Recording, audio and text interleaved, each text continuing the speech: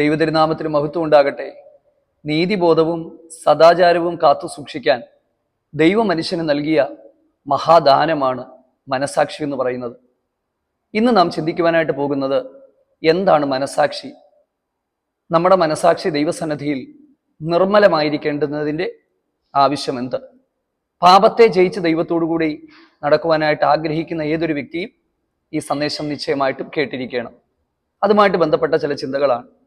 നിങ്ങൾക്കറിയാമല്ലോ, ഈ ദിവസങ്ങളിലൊക്കെ പാപം എന്താണ്, പാപത്തിന്റെ മോഹങ്ങൾ എന്താണ്, കൺമോഹം, കോപം, ഈ കാര്യങ്ങളൊക്കെ കഴിഞ്ഞ ദിവസങ്ങളിൽ ദൈവത്തിന്റെ ആത്മാവ് നിങ്ങൾക്ക് നൽകി അത് നിങ്ങളുമായിട്ട് പങ്കുവെച്ചു.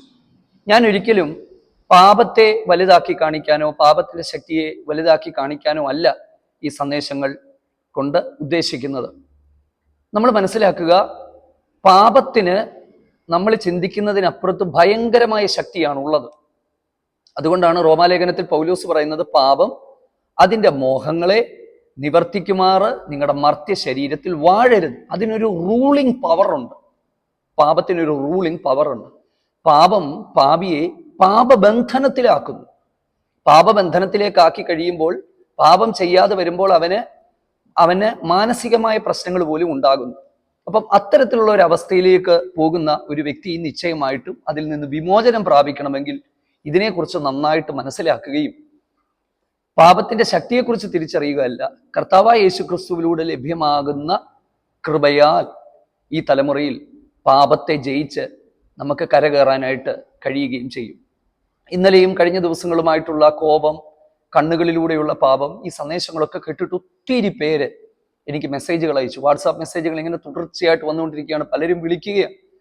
അവരോടൊക്കെ ദൈവം ഇടപെട്ടു എന്നുള്ള സന്ദേശം കേൾക്കുമ്പോൾ കർത്താവിന് എല്ലാ സ്തുതിയും ആരാധനയും ആമേൻ മഹത്വവും അർപ്പിക്കുകയാണ്. ഞാനൊരു കാര്യം പറയാം, ഇതൊക്കെയാണ് നമുക്ക് ഈ നാളുകളിൽ ആവശ്യമായിട്ടുള്ളത്. പലപ്പോഴും ദൈവം നൽകി തരുന്ന അനുഗ്രഹങ്ങളെ, അല്ലെങ്കിൽ നമ്മുടെ ജീവിതത്തിലെ അനുഗ്രഹങ്ങളെ മാനദണ്ഡമാക്കി ദൈവത്തോടുള്ള ബന്ധത്തെ നമ്മൾ വിലയിരുത്താറുണ്ട്, ആത്മീയ ജീവിതത്തെ വിലയിരുത്താറുണ്ട്. അത് അക്ഷരാർത്ഥത്തിൽ തെറ്റായ കാര്യമാണ്.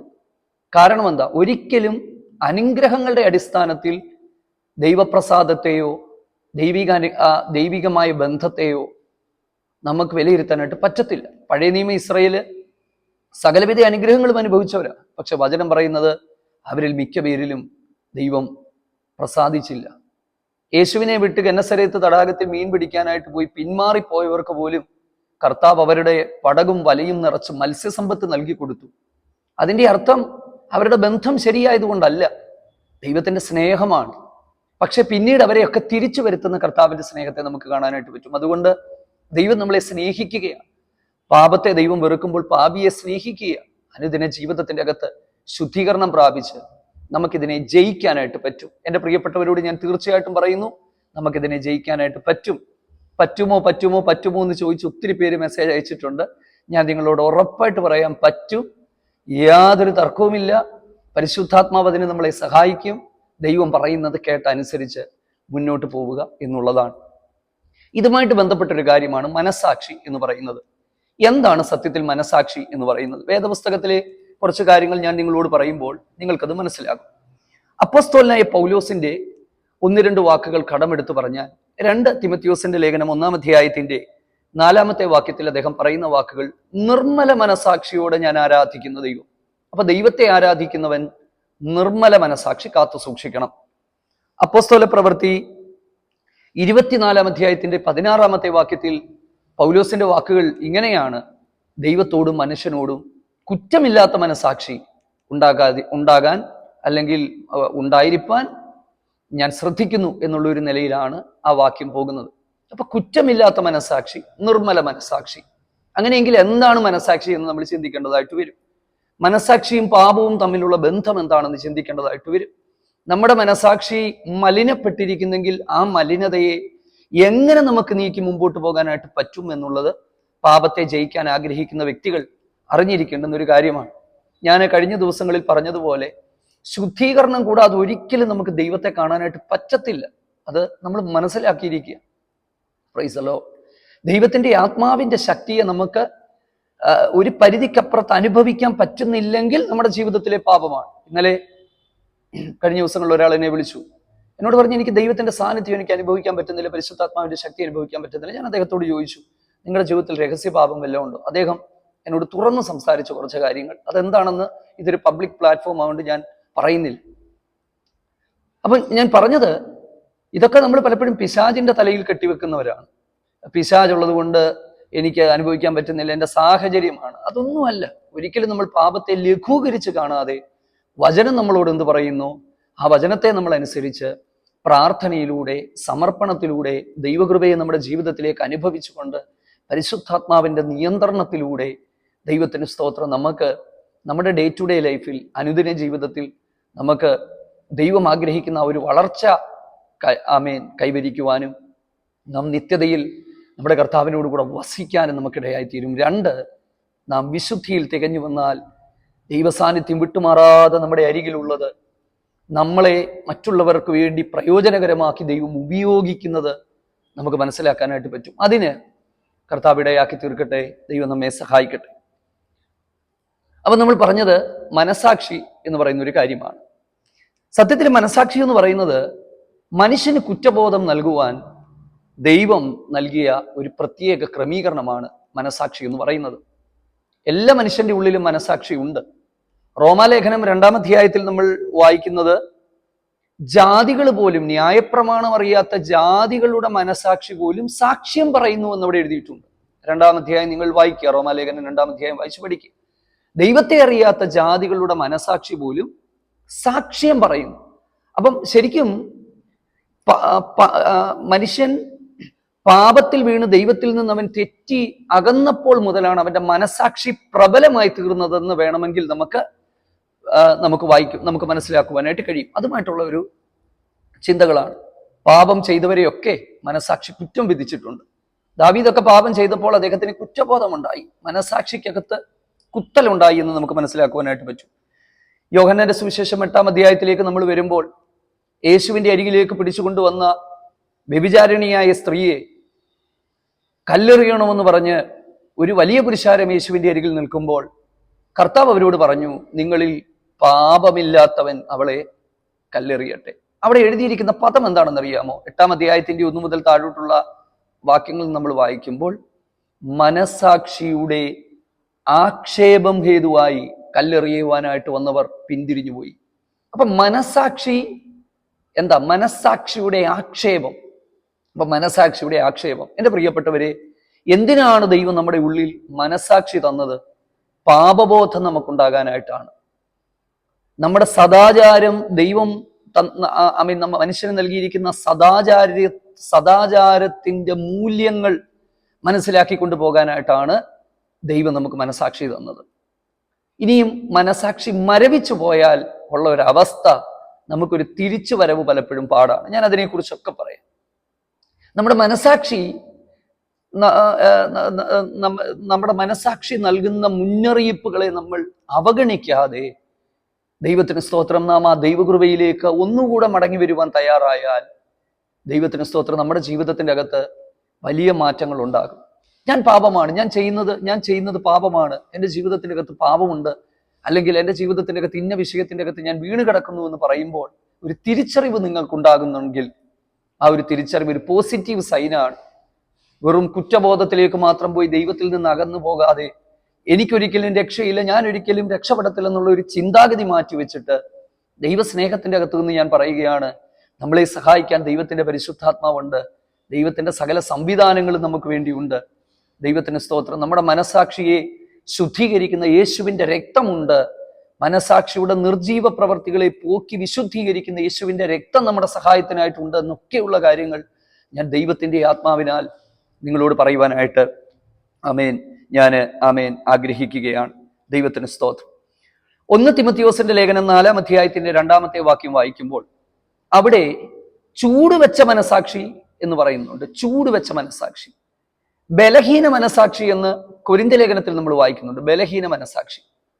അടുത്തത് എഫേസ്യ ലേഖനം 4-ാം അധ്യായത്തിന്റെ 18-19 വാക്യങ്ങളിൽ വായിക്കുമ്പോൾ അവിടെ എഴുതിയിരിക്കുന്നത്, ദൈവത്തിൽ നിന്നകന്ന് മനം തഴമ്പിച്ചു പോയവരായതുകൊണ്ട് അത്യാഗ്രഹം, അശുദ്ധി, വ്യഭിചാരം തുടങ്ങിയ പാപങ്ങൾ കുറ്റബോധമില്ലാതെ ചെയ്യുന്നവരായിട്ട് മാറുന്ന ജാതികളെ കുറിച്ച് എഴുതിയിട്ടുണ്ട്. ഞാൻ പറയുന്നത് ഒരു നിമിഷം ശ്രദ്ധിക്കുക. ദൈവത്തിൽ നിന്നകന്ന് ഹൃദയകാഠിന്യ നിമിത്തം മനം തഴമ്പിച്ചു പോയവർ. അതാ ഞാൻ പറഞ്ഞത്, മനസാക്ഷി നമ്മളെ കുറ്റപ്പെടുത്തിക്കൊണ്ടിരിക്കും. നീ ഒരു കുറ്റക്കാരനാണ്, നീ ചെയ്തത് തെറ്റാണ്. ആ കുറ്റപ്പെടുത്തലുകളെ ശരിയായ ഡയറക്ഷനിലേക്ക് കൊണ്ടുപോകാനായിട്ട് നമുക്ക് കഴിയണം. ഞാൻ എന്നെ കൊണ്ട് പറ്റുന്നത് പോലെ ഞാൻ ഇതൊന്ന് പറഞ്ഞ് മനസ്സിലാക്കി തരാൻ ശ്രമിക്കുകയാണ്. ആ കുറ്റപ്പെടുത്തലുകളെ ശരിയായ ഡയറക്ഷനിൽ നമ്മൾ കൊണ്ടുപോവുക എന്നുള്ളതാണ്. എന്ന് പറഞ്ഞാൽ മനസാക്ഷി നമ്മളെ കുറ്റപ്പെടുത്തുമ്പോൾ, ഞാനൊരു കുറ്റക്കാരനാണെങ്കിലും എൻ്റെ പാപത്തിൽ നിന്ന് എന്നെ രക്ഷിക്കുവാൻ കഴിയുന്ന ഒരു യേശുവുണ്ട്. അടുത്തത്, പാപത്തിന്റെ അടിമത്തത്തിൽ നിന്ന് മനുഷ്യന് രക്ഷപ്പെടുവാൻ കഴിയാതെ ഇരുന്നപ്പോൾ യേശു ക്രിസ്തുവിലൂടെ ലഭ്യമാകുന്ന ദൈവകൃപയിലൂടെ എനിക്ക് ആ പാപത്തെ ജയിക്കുവാനായിട്ട് പറ്റും. ഞാൻ അതിനെക്കുറിച്ച് അടുത്ത ദിവസങ്ങളിൽ ഞാൻ വ്യക്തമായിട്ട് പറയാം. ക്രിസ്തുവേശുവിലൂടെ ലഭ്യമാകുന്ന കൃപാദാനത്തിലൂടെ, അല്ലെങ്കിൽ കൃപയിലൂടെ, കൃപ എന്ന് പറയുന്ന പദത്തിലൂടെ, അല്ലെങ്കിൽ ഗ്രേസ് ഓഫ് ഗോഡ് എന്ന് പറയുന്നതിലൂടെ, പരിശുദ്ധാത്മാവിന്റെ ശക്തിയാൽ ഈ പാപത്തെ നമുക്ക് ജയിച്ച് കരകയറാനായിട്ട് കഴിയും. അതിന് നമ്മൾ അവൈലബിൾ ആയി കൊടുക്കുക എന്ന് മാത്രമേ ഉള്ളൂ. അതിന് ചെയ്യേണ്ടുന്ന കുറച്ച് കാര്യങ്ങൾ അതിൻ്റെ അകത്ത് എഴുതിയിട്ടുണ്ട്. അത് ഞാൻ പിന്നീട് പറയാം. നിങ്ങളുടെ അവയവങ്ങളെ അനീതിക്ക് അടിമകളായി, പാപത്തിന് അടിമകളായി സമർപ്പിക്കരുത്. പാപം വാഴാൻ സമ്മതിക്കരുത്. ദൈവത്തിന് സ്തോത്രം. ആമേൻ. പാപത്തിന് ദാസന്മാരായി തീരരുത്. ഈ ഞാൻ കുറച്ചു മുമ്പ് പറഞ്ഞതുപോലെ, പാപം എന്ന് പറയുന്നത് സത്യത്തിൽ പാപം പാപിയെ ബന്ധനത്തിലാക്കുകയാണ്. ഈ പാപം ഒരു കണക്റ്റഡ് ആണ്. മനസ്സിലാക്കുക, പാപം ഒരു കണക്റ്റഡ് ആണ്. ഒരു പാപത്തിൽ നിന്ന് അടുത്ത പാപത്തിലേക്ക് പോകും. നോക്കിക്കേ, ഞാൻ കഴിഞ്ഞ ദിവസങ്ങളിൽ പറഞ്ഞ കയീനോട്, ഹാബേലിനോട് കോപിച്ച കയീൻ എന്ത് ചെയ്തു? കൊലപാതകത്തിലേക്ക് പോയി. 2, ദൈവത്തോട് കള്ളം പറഞ്ഞു. അപ്പൊ ഇത് കണക്റ്റഡ് ആയിട്ടാണ് പോകുന്നത്. കണ്ണുകൊണ്ട് ബേത്ശേബയെ കണ്ട് താല്പര്യപ്പെട്ട, വ്യഭിചാരത്തിനായി ഇഷ്ടപ്പെട്ട, അല്ലെങ്കിൽ ഹൃദയത്തിന്റെ അകത്ത് ആഗ്രഹമുണ്ടായ ദാവീദ് കണ്ണുകൾ കൊണ്ട് പാപം ചെയ്യുന്നു. അടുത്തത്, അവളെ വിളിച്ചു വരുത്തി വ്യഭിചാരം ചെയ്യുന്നു. 3, അവളുടെ ഭർത്താവിനെ കൊല്ലുന്നു, മോഹിക്കുന്നു. 5-ാമത്തെ കൽപ്പന തൊട്ട് 10-ാമത്തെ കൽപ്പനകൾ വരെ ലംഘിക്കുന്നു. എന്തെല്ലാം കാര്യങ്ങൾ ജീവിതത്തിന്റെ അകത്ത് സംഭവിക്കുകയാണ്. അപ്പൊ നമ്മൾ മനസ്സിലാക്കുക, ശരിക്കും പറഞ്ഞാൽ ഇതൊരു കണക്റ്റഡ് ആണ്. ഒന്ന് മറ്റൊന്നിലേക്ക്, ഒരു പാപം മറ്റൊരു പാപത്തിലേക്ക് വഴിതിരിച്ചു കൊണ്ടുപോവുകയും ഏറ്റവും ഒടുവിൽ പാപത്തിന്റെ ബന്ധനങ്ങളിൽ, അടിമത്തങ്ങളിൽ ഒരു വ്യക്തിയെ പിശാച് പൂർണ്ണമായും തളച്ചിടുകയുമാണ് ചെയ്യുന്നത്. അപ്പം ഇത് നമ്മൾ തിരിച്ചറിഞ്ഞ് ദൈവകൃപയിൽ ഇതിനെ ജയിച്ച് കരകയറി വന്നാൽ നമ്മുടെ ക്രിസ്തീയ ജീവിതം വിജയകരമായി തീരും. ദൈവം ആഗ്രഹിക്കുന്ന ആ ഒരു വിശുദ്ധിയിലേക്ക്, നിലവാരത്തിലേക്ക് നമുക്ക് ഉയർന്നു വരുവാനായിട്ട് നമുക്ക് കഴിയും. അപ്പം ഇതുമായിട്ട് ബന്ധപ്പെട്ടാണ് മനസാക്ഷി എന്ന് പറയുന്ന ഒരു കാര്യം. അതുകൊണ്ട് തന്നെയാണ് പൗലോസ് പറയുന്നത്, നിർമ്മല മനസാക്ഷിയോടെ ഞാൻ ആരാധിക്കുന്ന ദൈവം. മനുഷ്യനോടും ദൈവത്തോടും കുറ്റമില്ലാത്ത മനസാക്ഷി ഉണ്ടാകാതിരിക്കാനായിട്ട് ദൈവത്തിന് സ്തോത്രം ഞാൻ ആമേൻ ശ്രമിക്കുന്നു. അപ്പോൾ നമ്മൾ എഫേസ്യ ലേഖനത്തിലൊക്കെ നമ്മൾ വായിച്ചതുപോലെ, മനസാക്ഷിയുടെ ശബ്ദത്തെ, അല്ലെങ്കിൽ മനസാക്ഷിയുടെ മുന്നറിയിപ്പുകളെ ഒരു വ്യക്തി അവഗണിച്ചാൽ എന്താണ് സംഭവിക്കുന്നത്? അവന്റെ മനസാക്ഷി മരവിച്ചു പോകുന്നു. ദൈവശബ്ദം പിന്നീട് കേൾക്കാൻ പറ്റാതെ പോകുന്നു. പാപം ചെയ്യുമ്പോൾ കുറ്റബോധം നഷ്ടപ്പെട്ട്, എന്താ പറയുന്നത്, മനം തഴമ്മിച്ച് എന്തൊരശുദ്ധി ചെയ്താലും അവർക്കൊരു കുറ്റബോധവുമില്ല. ഇന്ന് ലോകത്തിൽ ജീവിക്കുന്ന പല മനുഷ്യരും അങ്ങനെയാണ്. അവർ വ്യഭിചാരം തുടർച്ചയായി ചെയ്യുന്നവർക്ക് കുറ്റബോധമില്ല. മോഷ്ടിക്കുന്ന കള്ളന് അവനൊരു കുറ്റബോധമില്ല. ഗോവിന്ദചാമി പോലും പറഞ്ഞില്ല, ഇത്രയും വലിയൊരു തെറ്റ് ചെയ്തിട്ട് അയാൾക്ക് യാതൊരു കുറ്റബോധവുമില്ല. അപ്പം എന്താണ് കാരണം? ദൈവം കൊടുത്ത മനസാക്ഷിയെ പല സമയങ്ങളിൽ അവഗണിക്കുമ്പോൾ പിന്നീട് ഈ മനസാക്ഷി മരവിക്കുന്നൊരവസ്ഥയിലേക്ക് എത്തുകയും ദൈവത്തിൽ നിന്ന് എന്നേക്കുമായി ഒരു വ്യക്തി അന്യപ്പെട്ടു പോവുകയും ചെയ്യുകയാണ്. അതുകൊണ്ട് എൻ്റെ പ്രിയപ്പെട്ടവരെ, നമ്മുടെ മനസാക്ഷി, ദൈവത്തിന് സ്തോത്രം, ആ മനസാക്ഷിയുടെ ശബ്ദത്തെ നമ്മൾ അവഗണിക്കാതെ, ഈ മനസാക്ഷി ദൈവത്തിന് സ്തോത്രം നമ്മുടെ നീതിബോധം കാത്തു സൂക്ഷിക്കുവാൻ, വിശുദ്ധി കാത്തു സൂക്ഷിക്കാൻ ദൈവം നൽകി തന്നതാണെന്നുള്ള ഒരു തിരിച്ചറിവിൽ നമ്മൾ മുൻപോട്ട് പോവുകയും ചെയ്യേണ്ടത് അത്യാവശ്യമാണ്. എബ്രായ ലേഖനം 9-ാം അധ്യായത്തിന്റെ 14-ാമത്തെ ആമേൻ വാക്യത്തിലേക്ക് വരുമ്പോൾ, അവിടെ ദൈവത്തിന് സ്തോത്രം എഴുതിയിരിക്കുന്ന ആ വാക്കുകൾ ഞാൻ നിങ്ങളെ ഒന്ന് ആമേൻ വായിച്ച് കേൾപ്പിക്കാം. ദൈവത്തിന് സ്തോത്രം. യേശു ക്രിസ്തുവിന്റെ രക്തം ജീവനുള്ള ദൈവത്തെ ആരാധിക്കുവാൻ തക്കവണ്ണം നിങ്ങളുടെ മനസാക്ഷിയെ നിർജീവ പ്രവർത്തികളെ പോക്കി ശുദ്ധീകരിക്കും. ദൈവത്തിന് സ്തോത്രം. തീത്തോസിന്റെ ലേഖനം 1-ാം അധ്യായത്തിന്റെ 14-ാമത്തെ വാക്യത്തിൽ, അശുദ്ധരായ മനുഷ്യരുടെ ചിത്തവും മനസാക്ഷിയുമെല്ലാം മലിനപ്പെട്ടതായിരിക്കുമ്പോൾ, എൻ്റെ പ്രിയപ്പെട്ടവരെ, മലിനപ്പെട്ട മനസാക്ഷിയെ, അതിൻ്റെ മലിനതകൾ മാറ്റുവാനായിട്ട് കഴിയുന്നത് യേശുവിൻ്റെ രക്തത്തിനാണ്. കാൽവറിയിൽ യേശു ചൊരിഞ്ഞ രക്തം ആ മനസാക്ഷിയുടെ, ദൈവത്തിന് സ്തോത്രം, ആ മലിനതകളെ നീക്കി, ആമേൻ, ദുർമനസാക്ഷികളെ നീക്കിക്കളയും. എബ്രായ ലേഖനത്തിൽ മറ്റൊരു പദം ഉപയോഗിച്ചിരിക്കുന്നത് ദുർമനസാക്ഷി എന്നുള്ളതാണ്. അപ്പൊ ദുർമനസാക്ഷികളെ നീക്കി നിർമ്മല മനസാക്ഷിയുടെ ദൈവത്തെ ആരാധിക്കുക. മനസാക്ഷിയുടെ മുന്നറിയിപ്പുകളെ അവഗണിക്കാതിരിക്കുക. അതിനെ ജയിച്ചെങ്ങനെ മുന്നോട്ട് കരകയറുവാനായിട്ട് കഴിയും, പാപത്തെ ജയിച്ചെങ്ങനെ കരകയറാനായിട്ട് കഴിയും എന്നുള്ളത് ഇതിന്റെ തുടർച്ചയായിട്ട് അടുത്ത ദിവസങ്ങളിൽ ദൈവത്തിന്റെ പരിശുദ്ധാത്മാവ് നൽകി തരുന്നത് പോലെ നിങ്ങളുടെ അരികിലേക്ക് എത്തിക്കും. ആമേൻ. ഈ സന്ദേശം നമുക്ക് അനുഗ്രഹമായി തീരട്ടെ. വീണ്ടും കാണുന്നത് വരെ ആമേൻ. കർത്താവിന്റെ പൊന്നിച്ചിറകടിയിൽ നമ്മളെ മറച്ച് ആമേൻ തമ്പുരാൻ നമ്മളെ സൂക്ഷിക്കട്ടെ. ആമേൻ.